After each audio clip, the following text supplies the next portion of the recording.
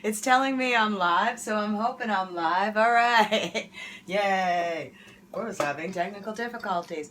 Welcome, welcome, welcome. Tonight we're going to talk about Tarot Every Which Way, my weekly series. I can't even say it. Tarot Every Which Way. Food, where we talk about tarot decks and different cards and how different foods correspond to different cards. And tonight it's the Hangman. If anybody's been watching, we've done, card 0, the Fool, up to 11. If you missed any of them, you can catch it on my YouTube channel, Lilith Dorsey. And tonight we're going to be talking about the Hanged Man.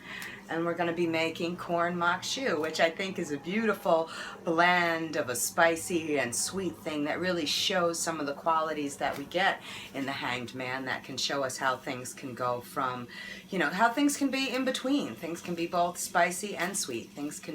Life can be both bitter and sweet at the same time. And this is one of the things we're going to talk about while we're talking about that card tonight. So mock shoe is a delicacy that we have in New Orleans that's, I think, it comes from, some of the staples of the Native American people that are in New Orleans, like corn, and it's got a little bit of a spicy kick. It has, you're going to start with 4 ears of corn. You're going to start with red onion that you're going to fry up in some butter. I usually use about a tablespoon or 2 of butter to start. You got to make sure the heat's not up too high because you don't want to burn your butter. Anytime you're cooking with butter, you're going to want to make sure, unless you're making brown butter, that it doesn't end up in this kind of like weird, strange brown state and give you a completely different taste. So, we're going for the sweetness of the butter here. So we're going to brown our onions until they start to get translucent. Hopefully everybody can see that.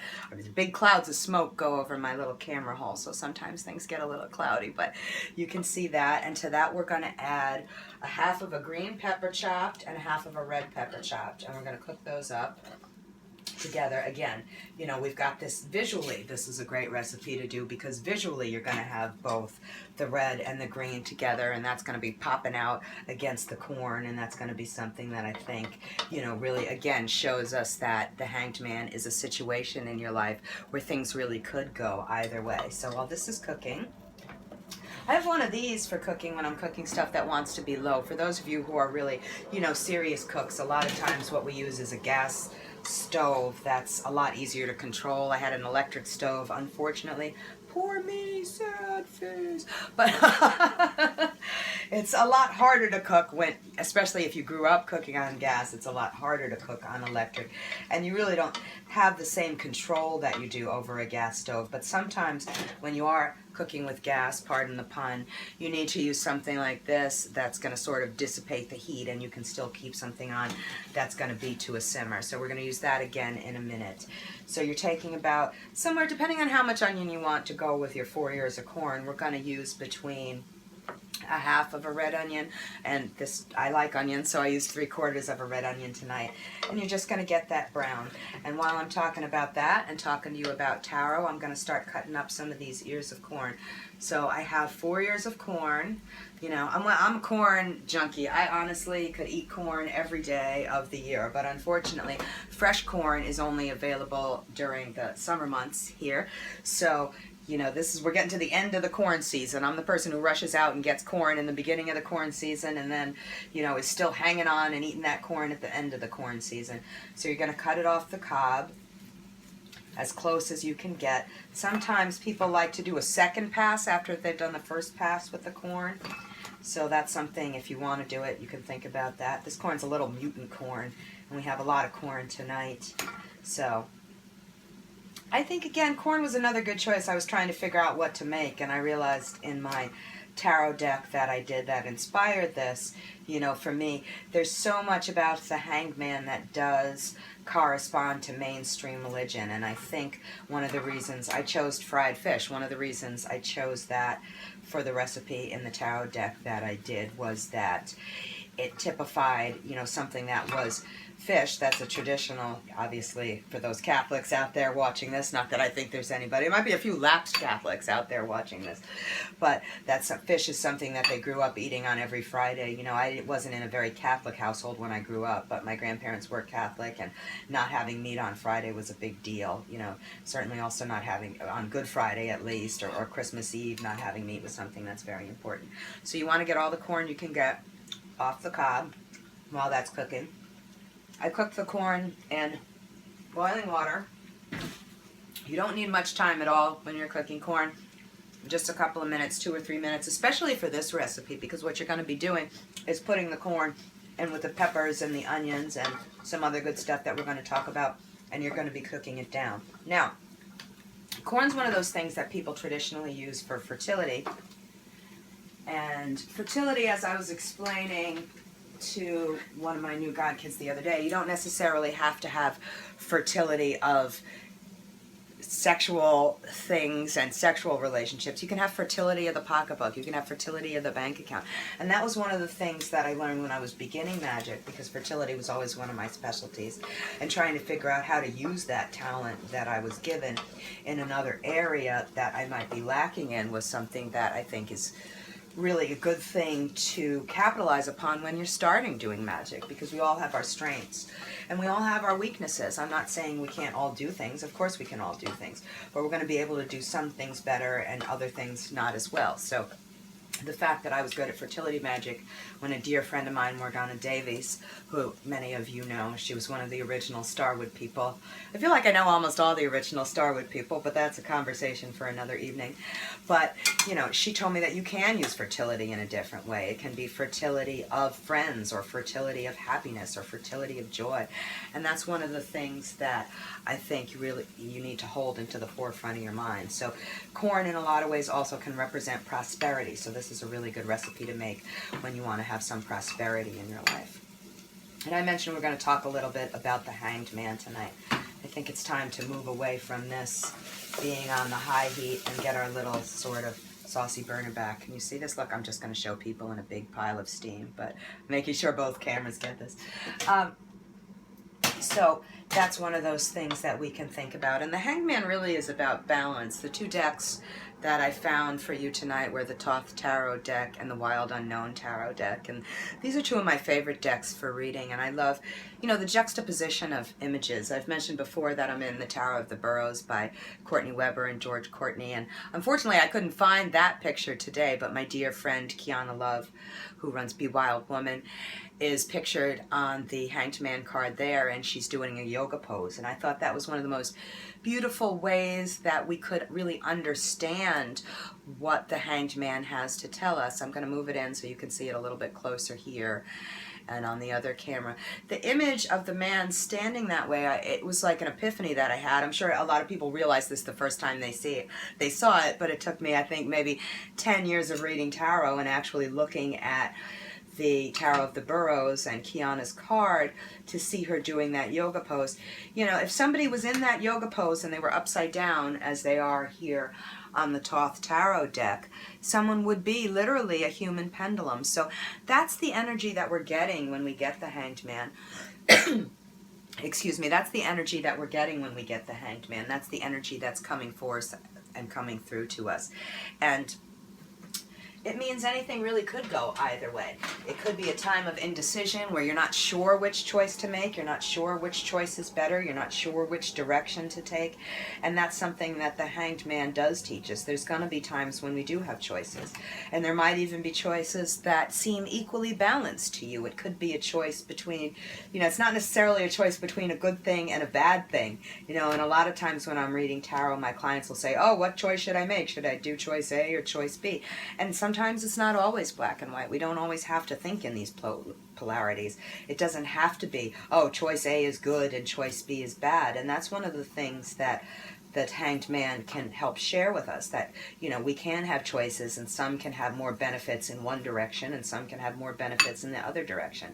And I think that's why the image is what it is, because if we think of ourselves as a human pendulum sometimes, we can swing with the forces of nature. We can swing with the day and the night and with whatever our fancy is. So sometimes making a choice can be unclear, and we have to have a time of introspection and really looking at those things in order to move forward. So this is all cooked down. I've got everything a little bit browned, if everybody can see that. And we're going to add our corn next. So we're going to add the 4 ears of corn that have been cut off. We're going to put that into the bowl. And then we're going to add some more butter, and we're going to add some cream. So basically, for those of you who are unfamiliar with mokshu, And it's pronounced Makshu. I want to pronounce things correctly for people. Looking at it, like a lot of Creole things, you might not want to pronounce it like that. Makshu is spelled Maqueuechous. So let's add some more letters in there. So it's a Creolization of, you know, Haitian and French and New Orleans Creole, so that's how it gets that name. But again, you can see it's already turning to be a really pretty blend of colors and things like that. So it's kind of, I want to say, a mélange. So it's a really an artistic blend of colors. And to that, we're going to add some heavy cream. So you've got 4 ears of corn. You want to add about, I want to say, 1/4 cup of heavy cream. A dear friend of mine, she made makshu for me last time I was in New Orleans in June at the Snake Oil Festival, and she didn't have any heavy cream, so she decided she was going to use cream cheese. Let me tell you, as substitutions go, that was one of the best substitutions I've ever experienced. So, you know, if for some reason you don't have cream in your house, you can also use a little bit of cream cheese to sort of thicken it up. It was delicious. It's not traditional, but it was delicious and it came out wonderful. So to that, we're going to add another, I said you're going to start with about a tablespoon or 2 of butter, and you're going to add another tablespoon or 2 of butter at this point. So let me just cut this up for you. It's frozen, so it might take a hot minute. Oh no, I did it. Hooray! Yay me! Alright, so we're going to add butter to this. And then one of the beautiful things I think that I've enjoyed about putting these recipes together for you guys who are watching and sharing them with you is that we can use spices, and we can use spices that have magical properties and use that to better understand and help us literally internalize through food what it is that's happening with the cards and what it is that's happening when we're getting these cards in a reading. A lot of times you'll get the same card in a reading over and over again, and you really need to know what it means. You want to know, okay, I keep getting the Hanged Man. I can't get away from the Hanged Man. And that happens, you know, as a professional reader, sometimes that'll even happen to me with my clients. They'll come and they'll get me and they'll be getting the same cards that I'm getting over and over again. And sometimes it happens that it's a theme that's been going around in the universe, and sometimes it's just an extra message for the reader, that there's something that the reader really needs to know, and that's why it's presenting itself over and over again. So that's just something to be mindful of, especially when you're doing readings for other people. So we're going to add some herbs here that go along with what we're trying to do. I'm going to cut up some more corn. I think what I'm trying to really say to everybody who's watching is that the Hanged Man tells us that there's a choice being offered. There's a choice being offered, and how we look at that choice and how we make the decision to carry on and do something and take a path and pick a direction, you know, is really guided by the spirits and also our own heart and our own intuition. And that's something to remember when we're looking at the Hanged Man card. The spices that we're going to use, I said it's going to be a balance of sweet and spicy. So the spices that I'm going to use tonight that have to go in with it, it's a lot of spices that we use in our magical cooking for the other cards. It's probably spices that you've heard me mention in my book Love Magic, or in my African American Ritual Cookbook that people can get. People might, oh, somebody's asking me, how can people get the cookbook? The African American Ritual Cookbook is available on Amazon as an ebook. It's affordable, let me tell you. We are also working on getting another paper copy. We need to send them to the printer again. But if you're interested, you have to have a paper copy. You don't want the e-copy. You can email me at Voodoo Universe and I'll let you know about that. But so we got our butter melting. We got our whole wonderful, beautiful, colorful dish working here on the stove. So you're going to melt the butter down, and you don't want it to boil, you just want it to go to a simmer. So that's going to be cooking, and we're going to start to add some spices. So we want it to be spicy because it's New Orleans cooking, so we're going to be spicy. There's a couple of choices that you could make. It's a wonderful seasoning blend that I have from New Orleans called Slap Your Mama. So you could put some Slap Your Mama in it. Anybody who's from New Orleans knows all about this stuff. So we can put some of this stuff in it. I love it. It's not gluten-free, unfortunately, but it does contain some of the spices that are very familiar. There's red pepper, black pepper, chili powder, garlic, and salt in it, and it does a really good job of adding all of those things together. But we're also going to add some more onion powder, which is for protection, because I think sometimes when you're making a choice, it's hard to make a choice where, let me figure out how to say this. It's hard to make a good choice and feel protected, to know that you're not being influenced by outside forces or by negativity. I'm going to put parsley in there, so it will give you healing and blessings in the healing dimension. So we're going to put some of that in there. This is starting to bubble, so what we're going to do is put the heating diffuser back underneath it, and I'm going to stir some of those in. We're going to add a little bit of hot sauce to it, and then we're going to add some garlic, which I mentioned. There's already garlic in the other seasoning blend, but I'm going to add some extra garlic. And I'm going to add one of my favorite spices, which is, dun, dun, dun, reaching. I'm going to add one of my favorite spices, which is smoky paprika. And paprika, again, I love. We have peppers in here. Peppers are for protection. Peppers are for strength. Peppers are for energy and fortitude. So that's going in there, and this is all coming up very nicely. So what you're going to do is cook that down for between 5 and 10 minutes. Don't cook it too long because you'll end up with a soupy, nasty mess. So, and the corn's already been cooked. So you're just sort of blending the flavors and mixing the flavors together.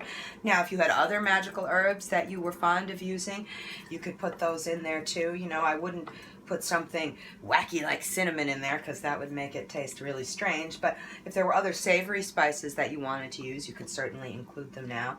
And you're going to cook this down until it sort of gets thick. It's not supposed to be a soupy mess. Unfortunately, I've been served it where it was a soupy mess. It's not supposed to be a soupy mess. It's supposed to be something that really just looks like corn and onions in this wonderful, wonderful spicy sauce. So thank you so much for watching. We're going to keep doing these every Sunday night, Tarot Every Which Way.